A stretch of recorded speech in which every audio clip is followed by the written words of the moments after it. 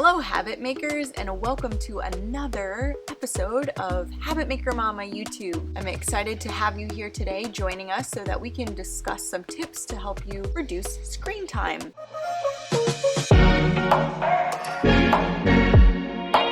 Now you might be asking, why would I want to reduce my screen time? I enjoy looking at my screen. Well, guess what? Your brain is telling you to do this. You're getting a dopamine response that's hitting every single time that you're looking at your phone. So this is ingrained in you to want to keep this habit, but we're going to be here to help you today decrease this habit. Let's talk about some reasons why you'd want to do this. Number one, increase your productivity. Think about all of the times you've sat down to do some sort of work, you've sat down to read, you try to do anything, and your phone gets in the way. I know that this is a problem for me, so we're here to help you with that. Second of all, engage with family and friends. I don't know how many times I've seen people sitting at dinner tables doing anything, and instead of talking with people they love, they're on their phones. We've definitely been working on this around our household as well, and I always feel so much better when we aren't staring at our phones or at tablets quite as much. And finally, if you decrease your screen time, you can really improve your sleep.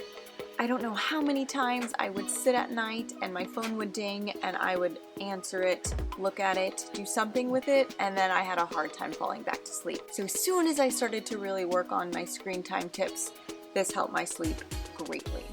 So our reduction of screen time is part of a much larger series that we've been working on over here. We really wanted to help set up a night routine as well as a morning routine. Having these two areas really set into place will help your habit making and will also really make sure that you feel good before bed and then waking up in the morning. Having these two habit continuities of routines in place will help you to have a great day overall. So reduction of screen time really sets in two ways, both in the night by decreasing your screen time before bedtime, and then again in the morning when you are trying to wake up and really focus on how your day is going to start. So here are 5 tips to help you reduce your screen time. Number 1, use an app to lock out your phone or computer screen at a certain time. So for me, I would set my phone to lock out at 9:30 p.m. because I wanted to be in bed at 10 p.m. So 30 minutes before my lights out bedtime. And then in the morning, it was locked out until 5:30 a.m. because I wake up at 5 and wanted a 30-minute buffer to do something until I was distracted by a phone. Tip 2, charge your phone on the opposite side of the room. The most helpful tip for me was charging my phone on the opposite side of the room.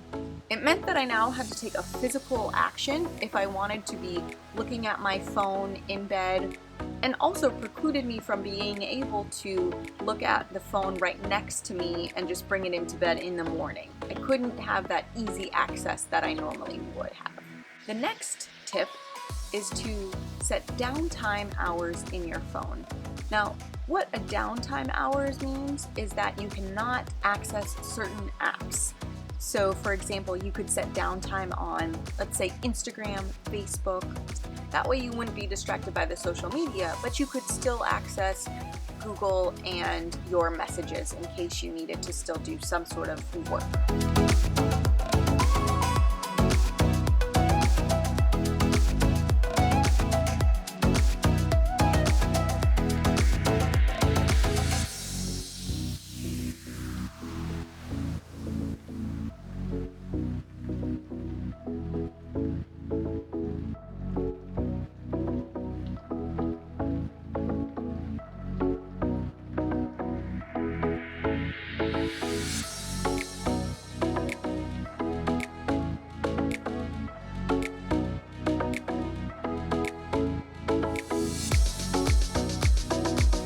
The next tip is to change your phone to grayscale. If you really want to make your phone uninviting and unappealing, change the setting to grayscale. And here's why. When you're looking at a phone, you see a lot of colorful images. You look at Instagram, you look at Facebook, it is picture after picture, it is vibrant, it is colorful. Your brain has a dopamine trigger from this. What it says is each time you look at this new bright color, it goes, ooh, sends a signal, you want more, you want more. If you change it to grayscale, you totally take that out of the equation so that your brain no longer desires to look at that vibrant color because it's not there. You could compare this to a casino situation. So if you think about a casino, there are no windows and there are lights and colors constantly and sounds happening.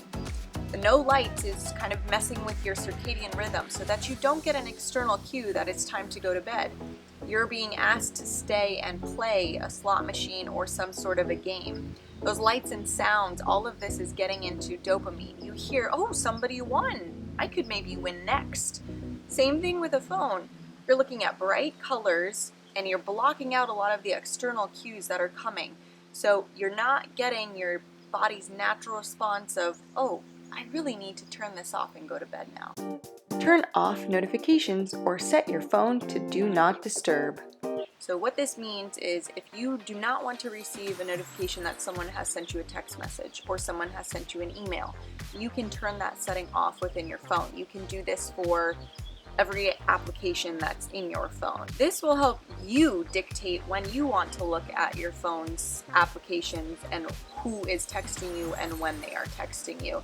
This puts it back onto your own terms so that you're in control of your screen time.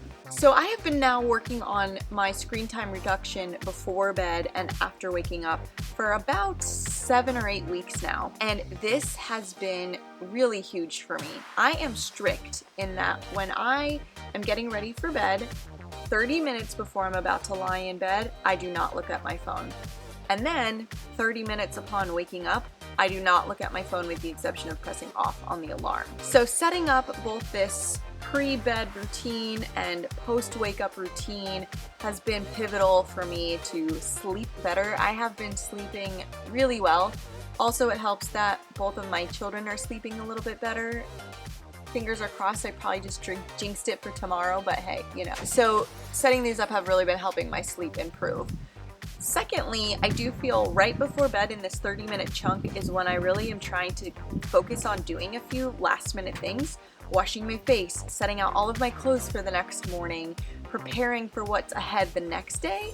And if I'm distracted by the phone, it takes me 2 or 3 times as long to actually accomplish this. Same goes for the morning routine when I'm preparing for the day. In order to change this habit, because I was sleeping with the phone next to me, I was constantly looking at it before bed, right when waking up, I first had to start with being intentional about it. So what I did was decided that I would move my phone charger all the way across the room so that in order to access my phone, I would have to physically get out of bed and go get it and then bring it back with me. So that requires a decent amount of energy that oftentimes I don't want to do when I'm already in bed.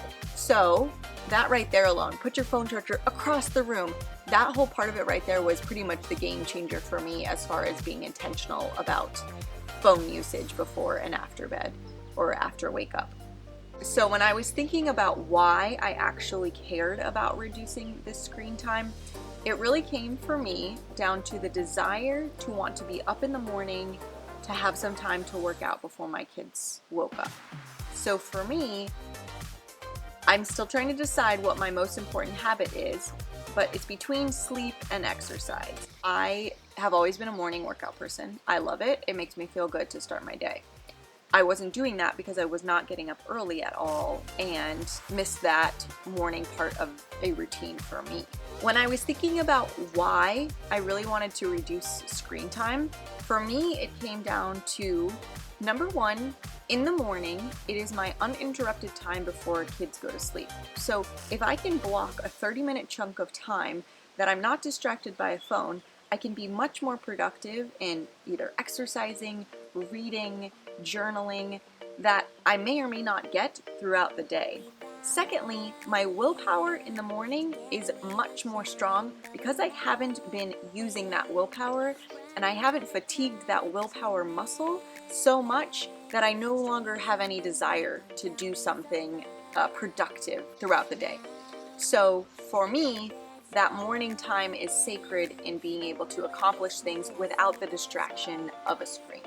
Thank you so much for watching today's episode of Habit Maker Mama YouTube channel. Don't forget to like and subscribe.